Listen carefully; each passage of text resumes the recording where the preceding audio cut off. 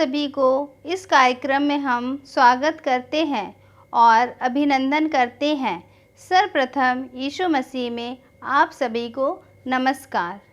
Satyapath ministry हमारे विचार में कई वर्षों से थी कि कैसे हम बड़े जनसमूह को परमेश्वर के ज्ञान एवं उसकी इच्छा एवं उसके प्रेम का संदेश जो उसने मनुष्य जाति के लिए जो उसने प्रदान किए हैं जन जन तक पहुंचाना है। टीवी चैनल एक ऐसा माध्यम है जिसके द्वारा हम अपनी इस योजना को सफल रूप दे सकते हैं। सत्यपथ मिनिस्ट्री श्री जेम्स कुरियन एवं उनके दोनों पुत्र जयंत कुरियन एवं जॉन कुरियन, पुत्री ग्रेस तुहिन दास एवं पुत्रवधू कृपा जयंत एवं प्रियंका जॉन कुरियन इसमें सहभागी होंगे। यह कार्यक्रम हर शनिवार को शाम 5 बजे से 5:30 बजे तक प्रस्तुत किया जाएगा। आप सभी से निवेदन है कि इस कार्यक्रम को देखें और आत्मिक लाभ उठाएं। जय मसीह की। आए तुझे भजने सारे हम लोग, राजाओं का राजा यीशु तुझको। आए तुझे भजने सारे हम लोग, राजाओं का राजा यीशु तुझको। शैतान के गढ़ों को ढाया तू ही ने, सामर्थ्य के द्वारा बचाया तू ही ने। शैतान के गढ़ों को ढाया तू ही ने, सामर्थ्य के द्वारा बचाया तू ही ने। आए तुझे भजने सारे हम लोग, राजाओं का राजा यीशु तुझको। मिस्र देवों को दिया दंड तू ही ने, लाया अपने लोगों को कनान देश में। मिस्र देवों को दिया दंड तू ही ने, लाया अपने लोगों को कनान देश में। आए तुझे भजने सारे हम लोग, राजाओं का राजा यीशु तुझको। घुटनों पर आए हम प्रार्थना करने, लोगों को बचाया हमारे देश में। घुटनों पर आए हम प्रार्थना करने, लोगों को बचाया हमारे देश में। आए तुझे भजने सारे हम लोग, राजाओं का राजा यीशु तुझको। आए तुझे भजने सारे हम लोग, राजाओं का राजा यीशु तुझको। आज का हमारा जो विषय है, इस एपिसोड में हमको 2 बातें ध्यान करना है। हर एक मसीही विश्वासी का जीवन में एक विजन होना चाहिए, एक दर्शन होना चाहिए, एक अपने सामने जो दिखता है उसके आगे की सोच रखना चाहिए। एक विजनरी उसका विचार आना चाहिए। हर एक मसीहियों का एक विजन होना चाहिए। उस विजन के लिए हमको उसको कार्य रूप देने के लिए हमको मिशन भी होना चाहिए। कैसे हम उसको कार्य रूप में परिवर्तित कर देंगे? हम बहुत कुछ आगे की सोचेंगे, विजनरी रहेंगे। मनुष्य की उन्नति इन सारे विजन के द्वारा हुई है। मनुष्य ने परिकल्पना की है, उसने आगे सोचा है, उसके दृष्टि से आगे भी सोचा है। उसने सोचा है कि ये जो जलधारा है या जो समुद्र है उसके आगे क्या है। इसलिए इस प्रकार सारी पृथ्वी में नए नए देश को देखने को मिला। विजन था उन लोगों का, जो नाविक लोग थे उनका विजन था, और उस विजन को पूरा करने के लिए, उस दर्शन को, जो वो दूर का चीज देख रहे हैं, सोच रहे हैं, उसको करने के लिए उन्होंने मिशन दिया। मिशन क्या है? उसको, उस लक्ष्य को प्राप्त करना है। उस लक्ष्य को हम कैसे प्राप्त करेंगे? अंतःकरण में लक्ष्य को प्राप्त करने के लिए हमको कर्तव्य करना है। कोई केवल विजन बना ले और कोई कर्तव्य ना करे, उसके लिए प्रयास ना करे, तो क्या वो विजन उसका कार्य रूप लेगा? उसको वो लक्ष्य की प्राप्ति होगी? वो क्या अपने विजन को देख पाएगा कि ये ऐसा होगा? हमारे जो राजनेता लोग हैं उनको भी विजन रहता है कि इस देश को या उस अमुक देश को कहाँ तक ले जाएंगे, कहाँ उनका क्या विचार है, कैसे वो सोचते हैं, कैसे उनकी दृष्टि होती है कि आगे क्या होगा, इसके आगे क्या होगा। ऐसा एक विजन उनके पास रहता है। आजकल एक और बड़ी बात है, विजन डॉक्यूमेंट। विजन डॉक्यूमेंट की बात होती है। वो जो विजन उनका रहता है, जो उनके मस्तिष्क में है, उसको एक डॉक्यूमेंट के रूप में वे लोग लिख लेते हैं कि ये विजन डॉक्यूमेंट है, ये हमारा विजन है। और फिर वो देखते हैं कि उसको कार्य रूप देने के लिए, उस लक्ष्य की प्राप्ति करने के लिए क्या क्या कर्तव्य करना है, क्या क्या काम करना पड़ेगा, कैसी विचारधारा रखनी पड़ेगी। हर एक मसीहियों का भी एक विजन और मिशन होना चाहिए। हम बाइबल की प्रथम पुस्तक में आते हैं, आदम के बारे में देखते हैं। आदम जब पाप में पड़ गया तो भूमि श्रापित हो गई। उसके पहले हमारी ये जो धरती थी वो बहुत उपजाऊ थी, उसको कोई श्रम नहीं करना पड़ता था, कोई बहुत अधिक प्रयास नहीं करना पड़ता था। फल फूल खेती सब बड़े सुगम तरीके से प्रभु ने उसका प्रावधान किया था। लेकिन पाप के आने के कारण भूमि श्रापित हो गई, और उस भूमि में आप जब काम करते हैं तो उसमें ऊंट कटारे यानी खरपतवार होंगे, कांटे होंगे, विघ्न होंगे, बाधाएं आएंगी, और भूमि श्रापित हो गई। उसको इस प्रभु ने ये आदेश दिया कि तुमको इस भूमि को सजाना है और संवारना है। उसको ऐसा बंजर नहीं छोड़ सकती। यदि आप उसको बंजर छोड़ देंगे, यदि सबका विजन रहे कि कोई बात नहीं, कुछ भी काम नहीं करो, उसको ऐसे ही रहने दो, पृथ्वी परमेश्वर ने बनाई है वो वैसे ही रहने दो, तो सारे विकास रुक जाएंगे। सबका एक सार्वभौमिक विजन रहता है। हमारी जो भूमि है, जो धरती है, उसे संवारना है। हमें बाहर निकलते हैं, रोड देखते हैं, बड़ी बड़ी बिल्डिंगें देखते हैं, यातायात के साधन देखते हैं, ऊपर देखते हैं तो हवाई जहाज उड़ते देखते हैं।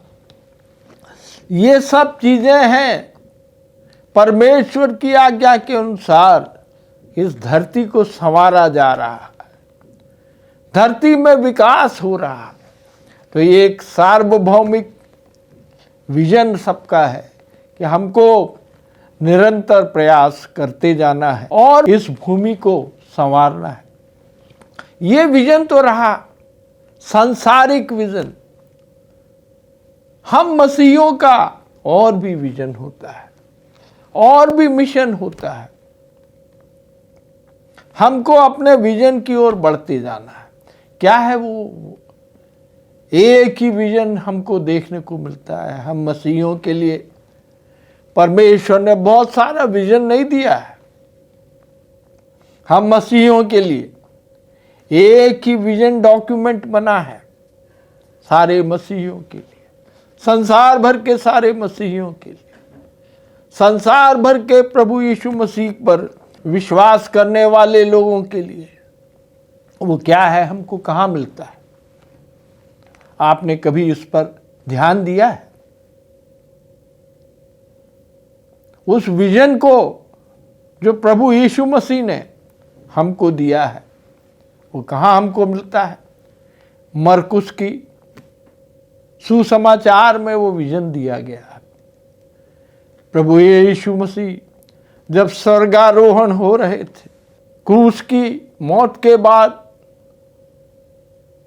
पुनर्जीवित होके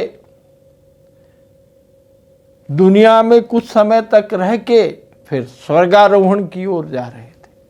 उन्होंने एक आखिरी आदेश दिया है, सारे मसीहियों के लिए दिया है।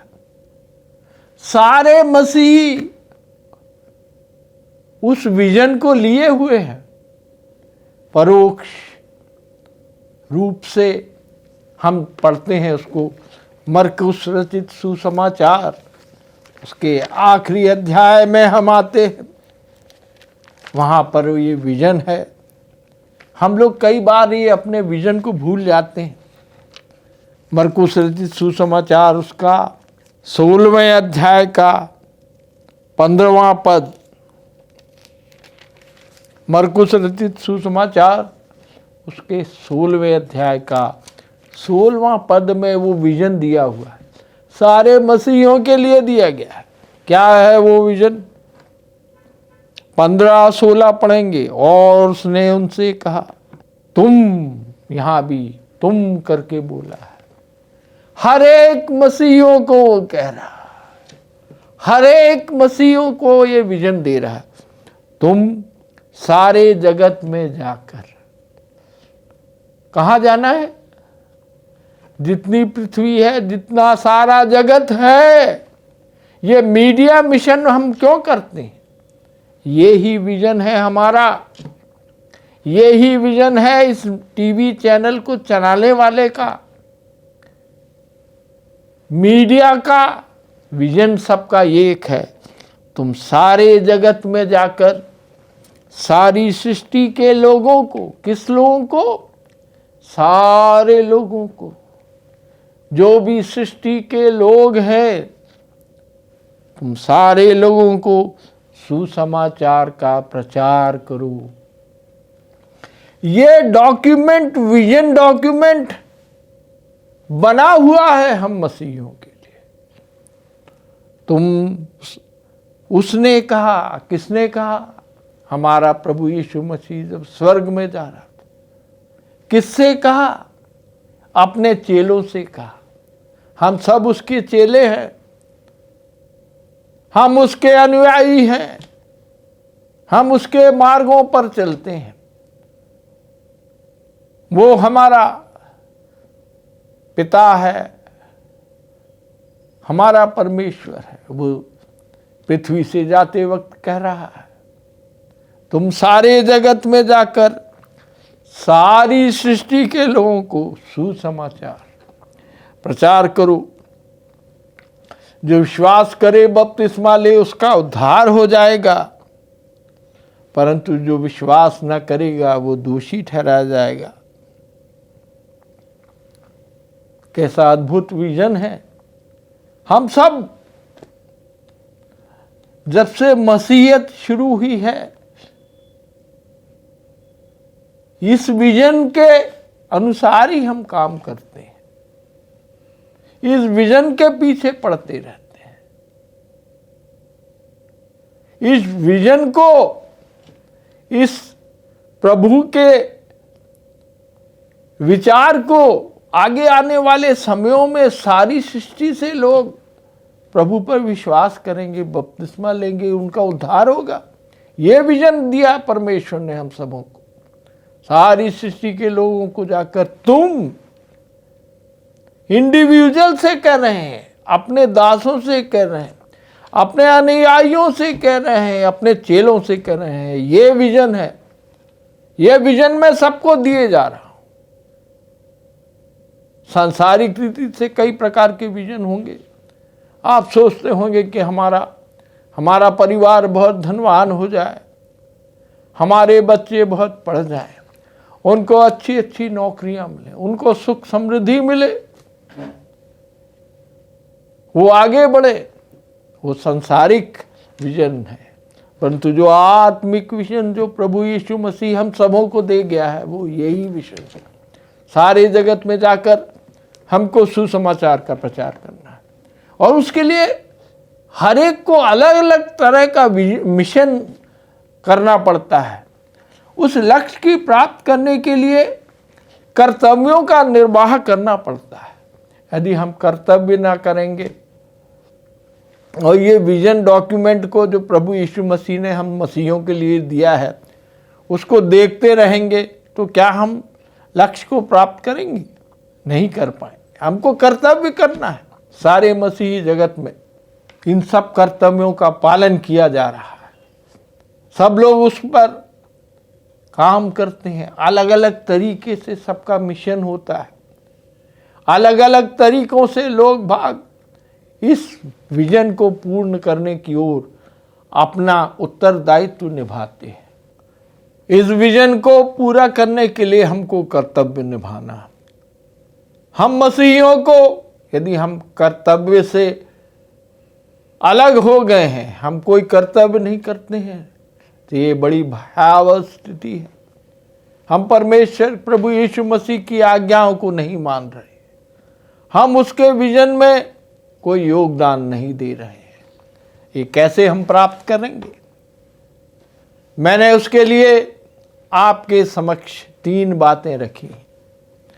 इस लक्ष्य की प्राप्ति के लिए आपका मिशन क्या होना चाहिए? आपको अपना मिशन कैसे बनाना चाहिए?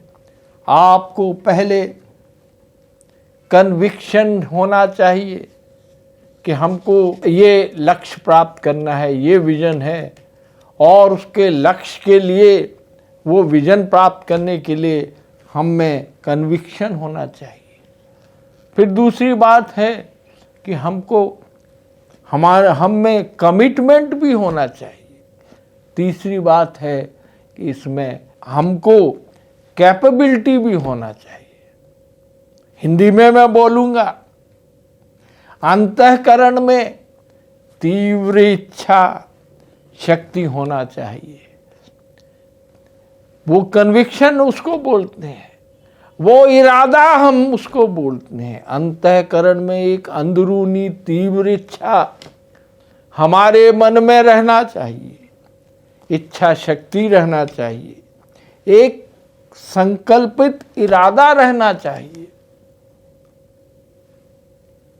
दूसरी बात है कमिटमेंट। कमिटमेंट का अर्थ है दृढ़ संकल्प होना चाहिए कि हमको ये करना ही है। इच्छा शक्ति होना चाहिए, तीव्र इच्छा शक्ति, और अंदर से एक संकल्प, कमिटमेंट भी होना चाहिए।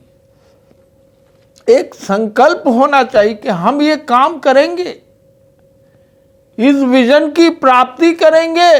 एक संकल्प भी हमारे हृदय में होना चाहिए। फिर तीसरी बात है कैपेबिलिटी। सक्षम होना चाहिए हमको। उसके लिए क्या क्या जरूरी है, क्या क्या योग्यताएं होना चाहिए, ये कैपेबिलिटी, सक्षमता भी हमको उस लक्ष्य की प्राप्ति के लिए करना है। हमको कन्विक्शन हमारे अंदर होना चाहिए, कमिटमेंट होना चाहिए, और कैपेबिलिटी होना चाहिए। इच्छा शक्ति होना चाहिए, तीव्र इच्छा शक्ति होना चाहिए। हम सब संकल्पित रहें और हम सब में इसको कार्य रूप देने के लिए सक्षमता होना चाहिए। तभी जो प्रभु यीशु मसीह ने जो विजन हम सबों को दिया है उसको हम कार्य रूप दे सकते हैं। इस मिशन में कभी कभी बहुत सारी बाधाएं आ जाती हैं। प्रेरणा के स्रोत हमको ढूंढना है। कई बार हम निराश हो जाएंगे, हमारे अंदर निराशा आ जाएगी कि मैं क्या उस लक्ष्य को प्राप्त कर पाऊंगा, क्या मैं प्रभु के विजन में कोई अपना सहयोग दे पाऊंगा। हमको प्रेरणा के लिए ये सब चीज़ें करना है, सब के लिए हमको प्रार्थना करना है, लक्ष्य में ध्यान देना है, वचन में ढूंढना है। वचन में जो व्यक्तित्व दर्शाया गया है उनको ढूंढना है कि उन्होंने कैसे संकल्प लिया, कैसे कार्य रूप दिया, कैसे उन्होंने अपनी सक्षमता बढ़ाई। वचन में हमको ढूंढना है। लाभ होगा, हानि होगा, ये सब चीजें हमको देखना है। तीव्र इच्छा शक्ति हमको हमारे हृदय में होना चाहिए। प्रतिफल क्या मिलेगा ये हमको सोचना चाहिए। हमको क्या हानि होगी, अभी हम ये काम करेंगे तो हो सकता है उसमें कुछ आपके पास जो धन है वो धन चला जाए। आप ये सोचेंगे कि नहीं अब तो ये हमारी हानि ही होगी। आपको अपने प्रतिफल के ऊपर भी ध्यान देना होगा, विचार करना होगा, उद्देश्य के लिए मनन करना पड़ेगा, अपने स्रोत ढूंढना पड़ेगा और मेहनत करना होगा। अपने लक्ष्य की प्राप्ति के लिए हमको मेहनत करना है। हम यदि मेहनत नहीं करेंगे तो हम लक्ष्य को कभी प्राप्त नहीं करेंगे। हमें त्याग करना पड़ेगा। विपरीत परिस्थितियों का सामना करना पड़ेगा। त्याग तपस्या करना पड़ेगा। हमारे हृदय में बोझ होना चाहिए। आर्थिक स्थिति पर ध्यान देना चाहिए। क्या हम फिजूल की खर्चों में लगे हुए हैं? क्या हम बाह्य आडंबर को ज्यादा ध्यान दे रहे हैं? क्या हम आर्थिक स्थिति को एक अड़ंगा बना रहे हैं उस लक्ष्य की प्राप्ति को प्राप्त करने के लिए? सहयोगियों का सहारा लेना चाहिए, सहकर्मियों से मिलना जुलना चाहिए, कभी भी निरुत्साहित नहीं होना चाहिए, अपने विजन के प्रति वफादार होना चाहिए, ईमानदारी से अपने कार्य को करते जाना चाहिए, कभी भी निरुत्साहित नहीं लेना चाहिए। पूर्णता की ओर हम अपने कार्यों को ले जाएं। उसके बारे में जो भी साहित्य है उस साहित्य को पढ़ना चाहिए, सब में उसका आकलन करना चाहिए, जिसको असेसमेंट बोलते हैं। सही स्थिति का आकलन करना चाहिए। क्या हमारी स्थिति है, कैसे हम आकलन करेंगे? समय का सदुपयोग करेंगे, समय को बहुमूल्य जाने, क्योंकि हमारा जीवन प्रभु की इच्छा से चलता है। हमको जो समय दिया है, यदि आप सबोपदेशक को पढ़ेंगे उसमें एक अध्याय हमको देखने को मिलता है। परमेश्वर पिता ने उस बुद्धिमान व्यक्ति को, उस सुलेमान राजा को ये बतलाया कि हर चीज का समय होता है। आपके जीवन का समय निर्धारित है। हर एक कार्य के लिए आपके जीवन का समय निर्धारित है। उस अध्याय को बार बार पढ़िए, कितनी चीजें लिखी हैं उसमें, कितने समयों का वर्णन किया गया है। इस चीज का अलग समय, सुख का ये समय, सबके लिए एक नाप रखा गया है। इतना ही समय मिलेगा, उससे एक पल भी ना आप ऊपर जा सकते हैं ना नीचे जा सकते हैं। यदि सबोपदेशक को आप पढ़ेंगे, सुलेमान राजा को परमेश्वर ने ये ज्ञान दिया और उसने लिखा इसको, सब चीज का समय होता है। इसलिए हमको समय का सदुपयोग करना चाहिए। अवांछित व्यक्तियों से के संपर्क से दूर। कई लोग होते हैं जो कहेंगे ये सब क्या बेकार की बातें करते हो आप, ये क्या बेकारी की बात करते हो, निरुत्साहित करने लगेंगे, आपको अपने लक्ष्य से विचलित करेंगे। कहेंगे ये कहाँ जा रहे हो, क्या लिख रहे हो, कैसी बुद्धिहीनता की बातें कर रहे हो। उनके संपर्क से दूर रहना है, उनसे बचना है, उनकी परवाह न करना है। परमेश्वर से ज्ञान बुद्धि बल सदैव प्राप्त करना है, बाधाओं को दूर करना है, अच्छा साहित्य करना है और हमेशा प्रसन्न चित्त रहना। प्रभु हम सबों को अपना अपना विजन को कार्य रूप देने के लिए, उसके विजन को कार्य रूप देने के लिए मिशन की प्राप्ति दे, ऐसी हमारी धारणा है। आमीन। आइए हम प्रार्थना करते हैं। हे परमेश्वर, आपने ये जीवन हमें दिया है पिता, उसके लिए धन्यवाद करते हैं। हमको जो वचन दिया गया है पिताजी, वो हम फलवंत कर सके, ऐसे हम आपसे प्रार्थना करते हैं। हम प्रभु यीशु मसीह के प्रेम को चख सके, आपके नाम को ऊंचा कर सके पिता, ऐसे हम आपसे विनती और प्रार्थना करते हैं। आपकी आशीष हम पाएँ, आपके विश्वास में हम बढ़ते जाए, ऐसे हम विनती और प्रार्थना करते हैं। यीशु मसीह के नाम से मांगते हैं, आमीन।